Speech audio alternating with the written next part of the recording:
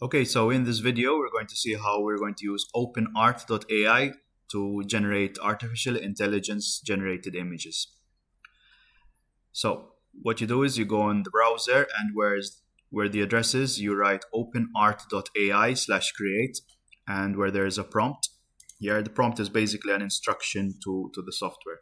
So let's write blue roses with blue petals in the style of Vincent van Gogh. And you click on create. And you see that two images are being generated.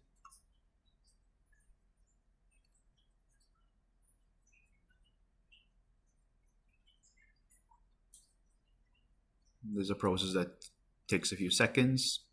And you see that we've generated two images. And